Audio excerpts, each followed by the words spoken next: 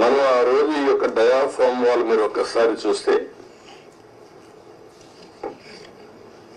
మొత్తం 446 కోట్ల రూపాయలతో డయాఫామ్ వాల్ వాటర్ ఫుటింగ్ లో అప్పుడు కూడా ప్రాబ్లమ్స్ ఉంటే 2 సీజన్లో పూర్తి చేశాం.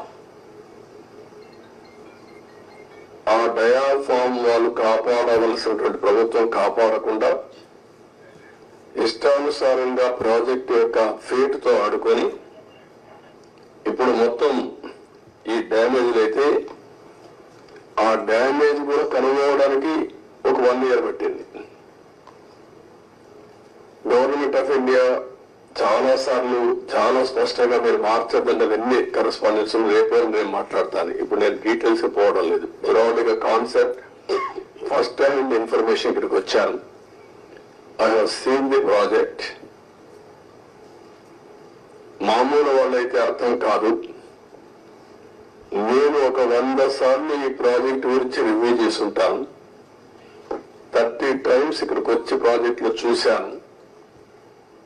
అడుగున అన్ని నిర్ణయాలు నేను భాగస్వామిని నేను అర్థం చేసుకోగలిగాం. ఈరోజు ఒక పక్కన డయాఫామ్ వాల్ 3 bits లో పోతే ఇప్పుడు ఆల్టర్నేటివ్స్ ఏంటంటే మీనవేషాలు లెక్కేసే పరిస్థితికి వచ్చారు. ఇందులో ఆ 2 బిట్లు కానీ ఎక్కడికక్కడ ఒక parallel D wall diaphragm wall బయటికి ఎక్కడ డ్యామేజ్ అయిందో దానికంటే ముందు ఒక ప్యారలల్ గా పెట్టి దాన్ని కవర్ చేస్తే 447 కోట్లు అవుతుంది. మామూలుగా మనం ఖర్చు పెట్టింది 446 కోట్లు. ఇప్పుడు రిపేర్ చేయడానికి 447 కోట్లు. ఓకే, మొత్తం దాని అప్పటికి కూడా గ్యారంటీ లేదు. ఈ డయాఫామ్ వాల్ ఈ ప్యారల్ గా 447 కోట్లు ఖర్చు పెడితే మిగిలిన భాగం అంతా పర్ఫెక్ట్ గా ఉంది, ఇంక ఇబ్బంది లేదు అనే పరిస్థితి లేదు. కాదు, మొత్తం డయాఫామ్ వాల్ ప్యారల్ గా కట్టాలంటే 990 కోట్లు. ఇది ఒక భాగం. కాఫర్ డ్యామ్ పైన కాఫర్ డ్యామ్ ఉంది, కిందన కాఫర్ డ్యామ్ ఉంది.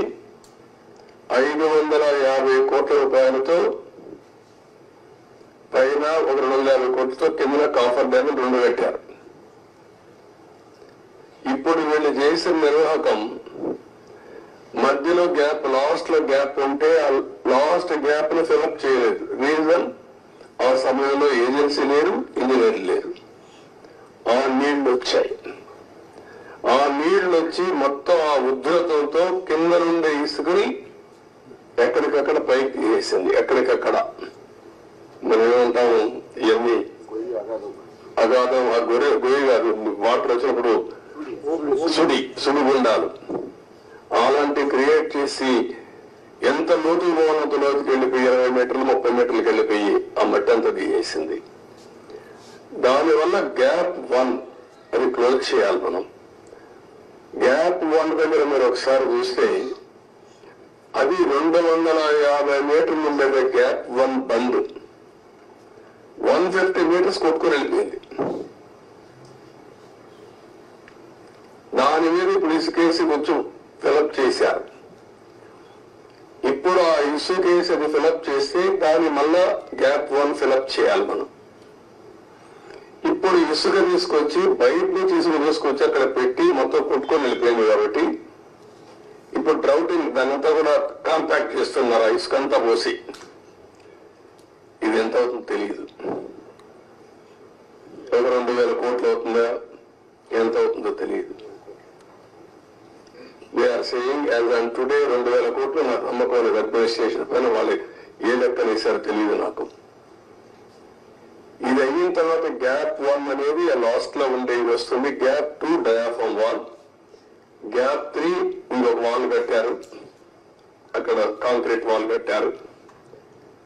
అదే మాదిరిగా గైడ్ బండ్ ఒకటి అది కుంగిపోయింది.